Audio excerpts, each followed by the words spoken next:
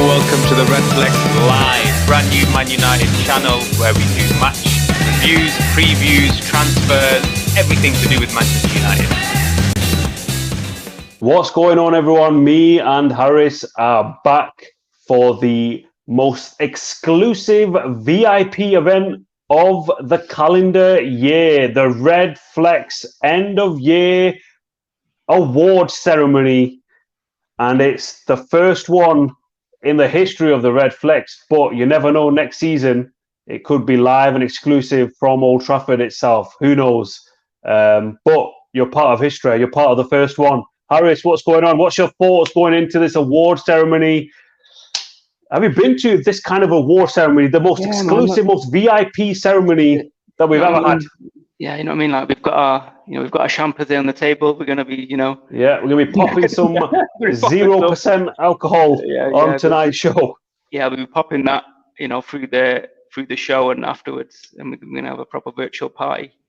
But a lot of stand-up performances.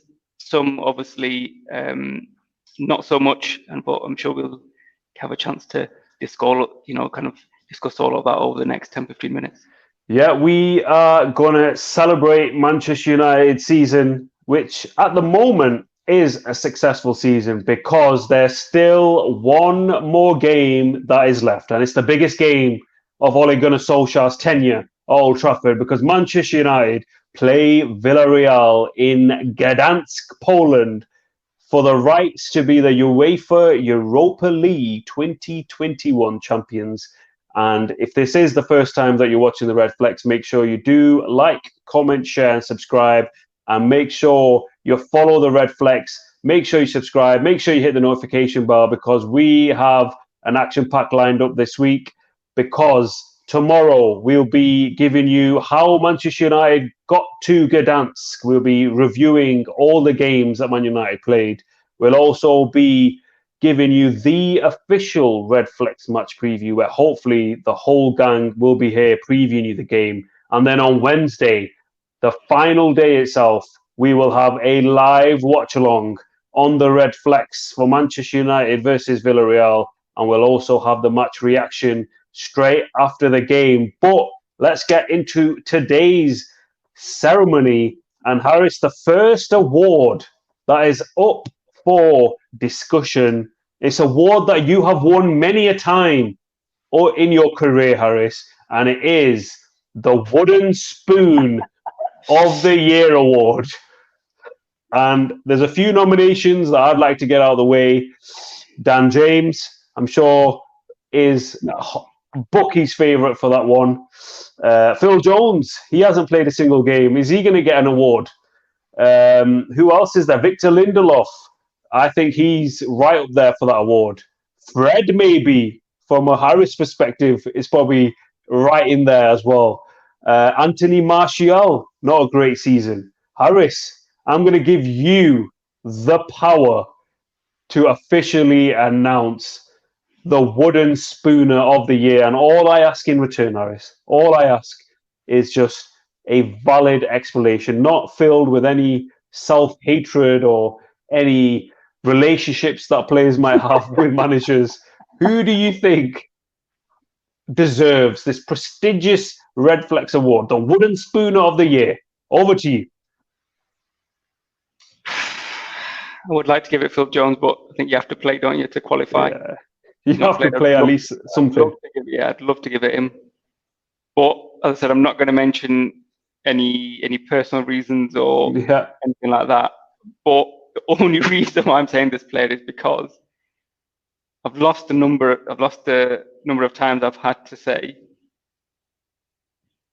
he can't even pass the ball. Why is he in the team? He shouldn't be playing. He should have been taken off. I've never said it more about any other player this year apart from Fred. I'm sorry, I'm not going to mention it, but they're just the valid reasons, not to take anything else into account. So for me, the Wooden Spooner Award, unfortunately, is Fred. There you go, guys. It's a RedFlex exclusive. The first time in the history of the RedFlex. The prestigious Wooden Spooner of the Year goes to Fred. So the next award that is up for grabs, the RedFlex Breakout Player of the Year. And obviously, this might be obviously difficult, but we have seen a lot of new young guns even blooded into the team this season. For me, I think Amad Diallo, even though he's not played loads of games, he should be right in the mix. Dean Henderson, you could say, is a breakout year for him. Elanga obviously got his first goal against Wolves. Might be a tough one, Harris, this one actually. But who are you giving the RedFlex Breakout Player of the Year? Yeah, I mean, obviously, if you're just basing it purely on first appearances this year, it is difficult. If you look at maybe a year or two, maybe Greenwood would be in the conversation, maybe. So you can still make him in the. You got the power, Harris. Don't forget, you have the power to do what you want.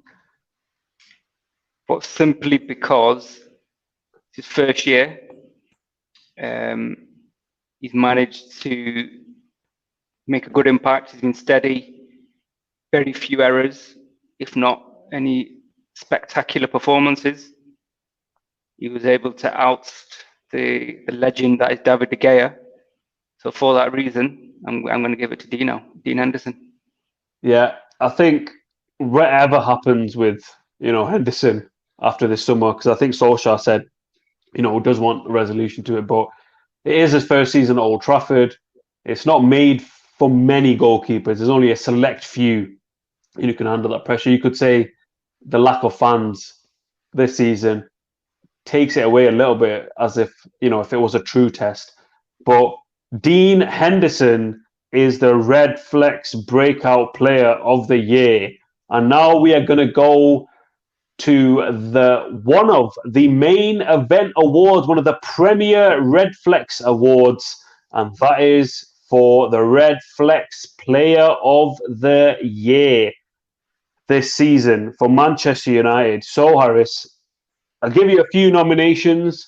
I think Aaron Wan-Bissaka has turned it around. Obviously, we know he's a great defender, but going forward, he's been really good recently. Good old Luke Shaw has been absolutely unbelievable this season. Surely he's in the mix. Harry Maguire, captain, fantastic Maguire. We've realised how important he is after the debacle against Liverpool. Going up the field, there's no running away from that man, Bruno Fernandes, and absolutely a clinic he's put out in front of stats, performances. Up front, Rashford again, he's broken the 20-goal, barrier. Goals galore for him. What about El Matador, Edison Cavani? Scored a fantastic goal against Fulham. Is he in your mix, Harris? Over to you, and this is going to be an interesting one.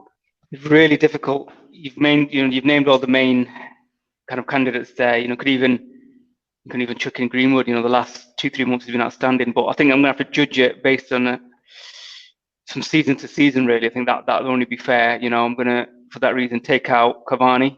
Obviously, he didn't get much game time, and other reasons why he wasn't playing for the first half of the season.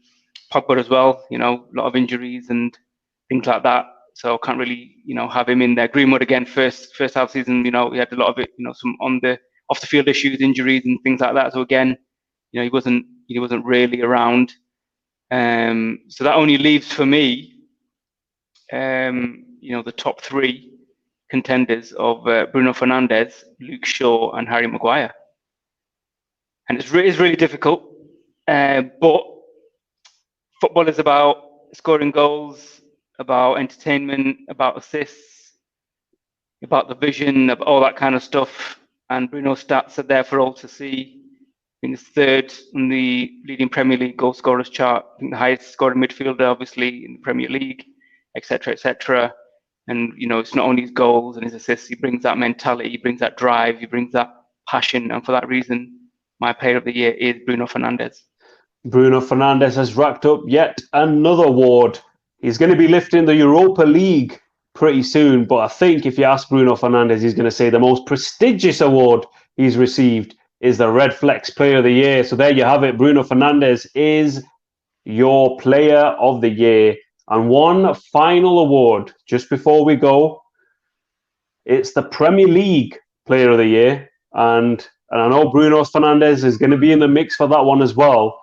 Harry Kane, top goal scorer. Obviously, it's hard to ignore Manchester City because they are the Premier League champions. Obviously, officially, Diaz has got it from Man City. But for you, Harris, who do you think has been the most influential player in the Premier League, and who is going to get your Player of the Premier League award? It's difficult. I mean, normally you'd have to go for a player who's from the team who's won the league, surely. I mean, we can mix that up. We got a bias. We can. Yeah, we got bias. We got but bias. our credibility might take a hit. So, take that into account. I'm just very reluctant to give it to a defender, even though he has been outstanding. Yeah. He's been amazing. There's no doubt about that. I even remember the game against us. Was it the league game or the I think it was the Carling Cup, was it? Or the Carling Cup one. I think it was. He was diving all over the place, body in the line. Unbelievable. Just to change it up, I think I'm going to give it to the player who's still shone in a very poor team. His numbers have increased. His goal output, his assists, his all-round play has been outstanding again. He's a leader. He's a winner. He's England captain, Tottenham captain. That's Harry Kane.